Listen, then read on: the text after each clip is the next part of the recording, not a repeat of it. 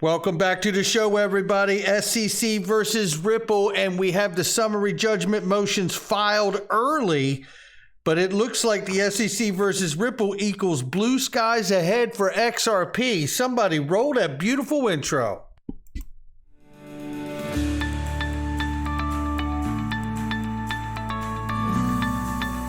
Digital Perspectives with Brad Kimes. Come on in.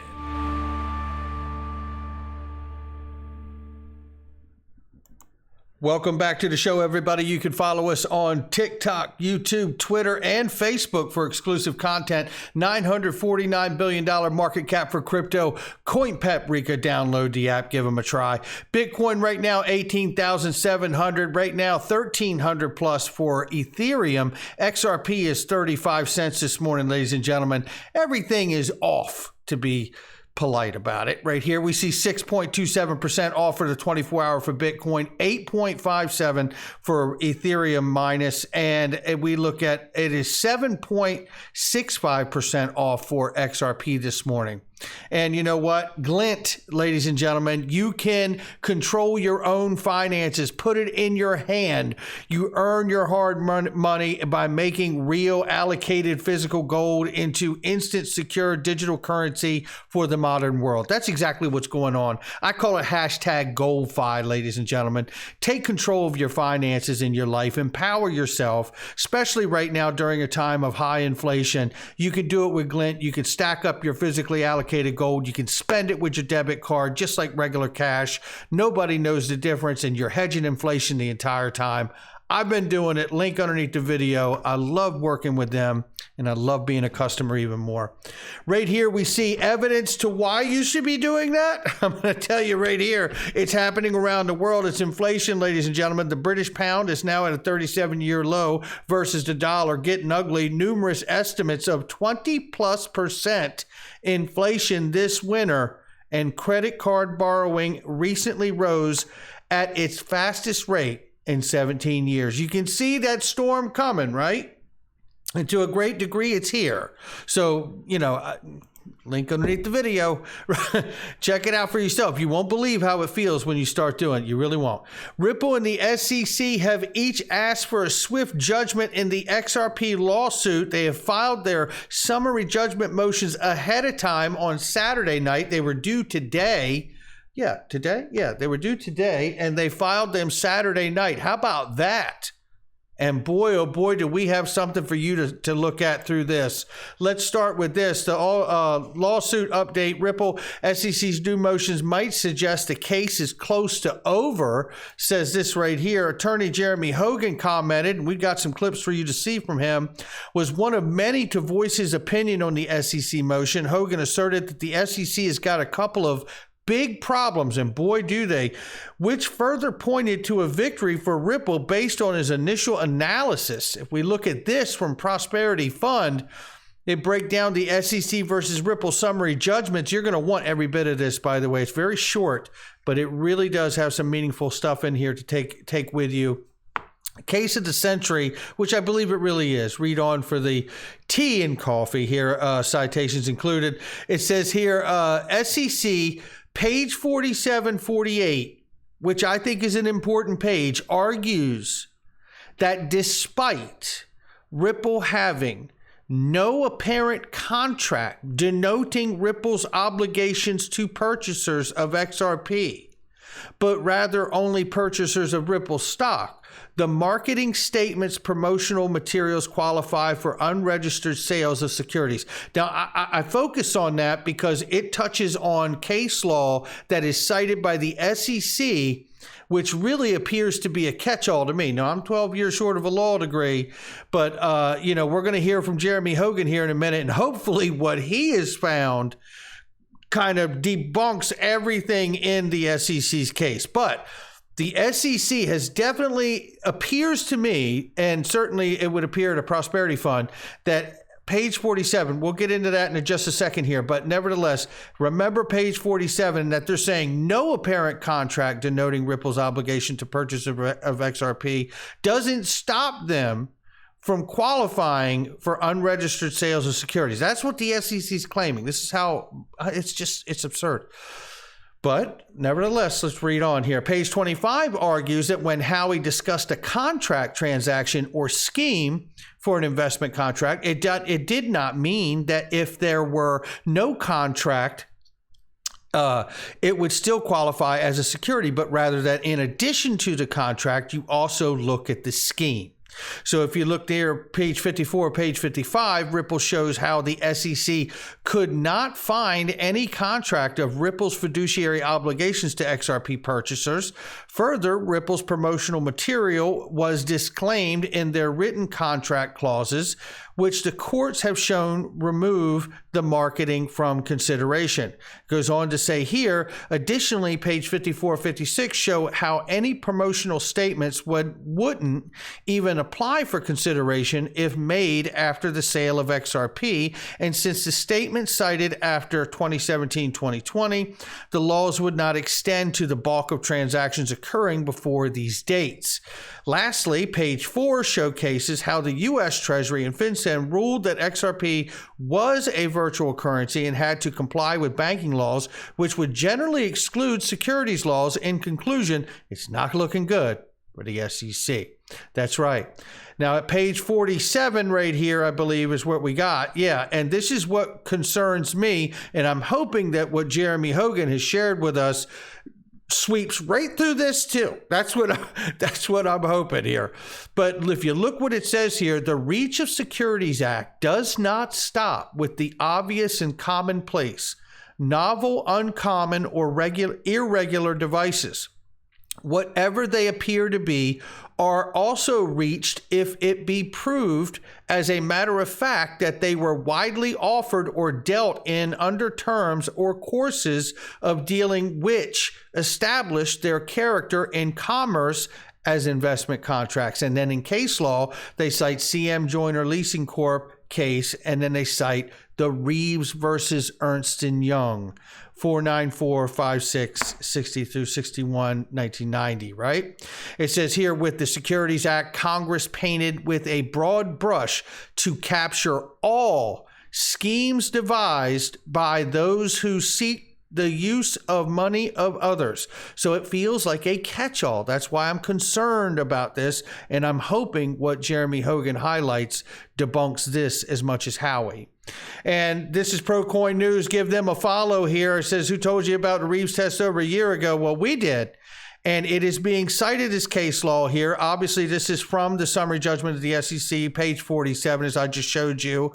And I'm just showing you that this is not just us hyping up a tree. SEC has cited this as case law. Now, it's only one instance, but it does appear to be this catch-all bucket, right? Hopefully, the SEC doesn't win on any of this merit. But this merit goes to unissued promissory notes, right? And that's when we get into the Reves test, should it apply. However, I hope that we're able to avoid it because of the eye-opening that we're seeing here from the Ripple legal team and what Jeremy Hogan has highlighted here. And Eggrag Crypto shows us in this that it comes down to the 1933 blue sky laws that really existed prior to Howey, and where Howey actually derived out of, is I guess the best way to say it. But the only way to really get it is to get it from Jeremy Hogan. I've got a quick clip here, but you need to watch this entire video. Shout out to Jeremy Hogan and Legal Briefs, as always, for the incredible breakdown. Take a listen to this. Pretty powerful here. Act's definition, the only one the SEC seeks to apply to XRP is, quote, investment contract. The Securities Act does not define investment contract, but it is a fundamental canon of statutory construction that words generally should be interpreted as taking their ordinary, contemporary, common meaning at the time Congress enacted the statute, close quote. And the meaning of an investment contract back in 1933 had already been established by state courts in what were called back then blue sky laws, where blue sky laws were the state's own security laws. We had federal laws and then also state laws. And back then, when Congress passed the federal securities laws, it was pulling in all of the state case law and using it to interpret the federal law. And who cares about Texas or Minnesota's securities laws from 1925? Well, we do, because this is what those laws said. Looking at page 18 of Ripple's brief, paragraph A, Every pre-1933 blue sky investment contract case involved a contract. There can be no investment contract if there is no contract with the characteristics of an investment. Accordingly, the blue sky cases treated the existence of a contract as a threshold question before even considering whether that contract was a, quote, investment contract. And even better than that, every pre-1933 blue sky law required that there be post-sale obligations on the promoter of the alleged security. Looking at page 19 of the brief, quote, there also can be no investment contract unless the contract includes an undertaking of post-sale obligations by the promoter to the investor. Otherwise, the contract is simply an asset sale. The blue sky cases rejected attempts to fit contracts without such obligations into that statutory language. So what's that mean?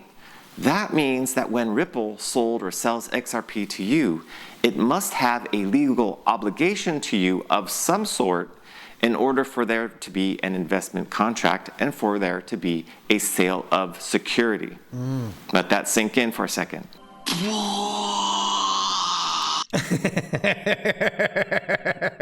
Yeah, and there is no such post agreement with Ripple and anyone in the retail market that bought XRP, isn't it? Pretty remarkable stuff. Keep listening though, there's more. In other words, when you bought XRP, Ripple must have had a legal obligation to do something for you. But think about it. If Ripple decides to drop XRP altogether and use XLM instead for cross-border payments, do you have any legal recourse? No, you don't. There would be nothing you or I could do about it.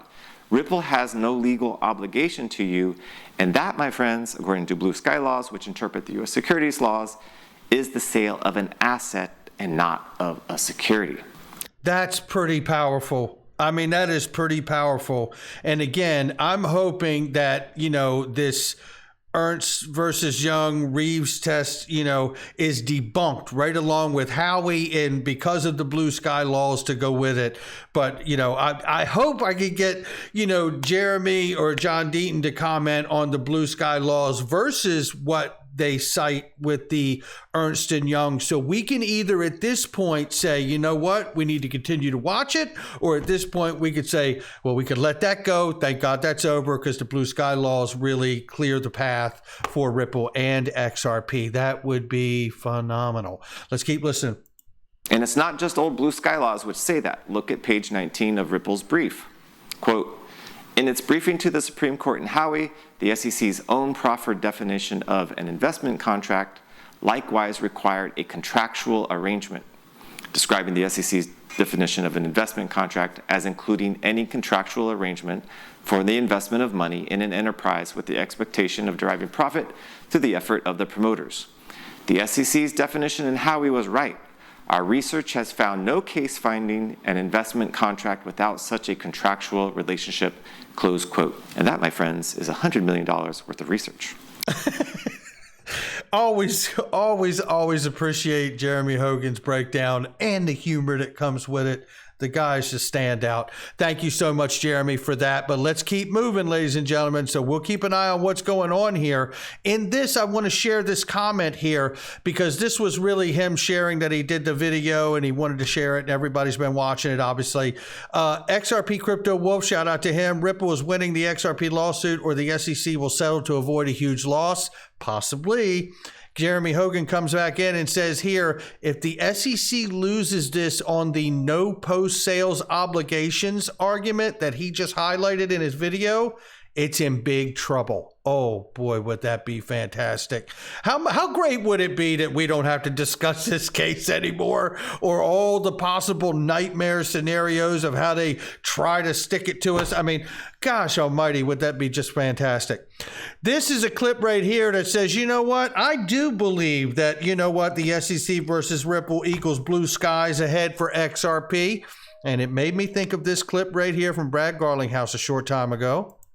Costa Peric is a great friend of mine. He's a great guy. Gates Foundation, fabulous. The Mojo Loop and the project you're doing with them. You want to talk a little bit about that? Yeah, look, I'm really excited about that work. Back to being a mission-driven company. Look, I will admit I'm a capitalist and I want to build a business. But it's awesome to be at a company where I feel like we can put our dent in the universe. And there you have it. And that's the same thing we heard Naveen Gupta say, same thing we heard Brad Garlinghouse say. And you know what? If Jeremy Hogan's got it right about these blue sky laws, then we're about to put a dent in the universe, ladies and gentlemen. And the U.S. and retail holders will be a part of it. That is pretty remarkable. And if that is the case, then why can't we see a $256 XRP? And he says here in 5 years, and I'll update this 1 year TA when we reach there, says Dark Defender. Shout out to him.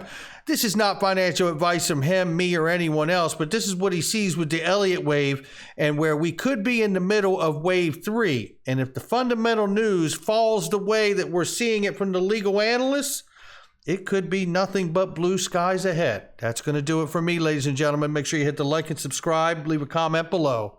I'll catch all of you on the next one.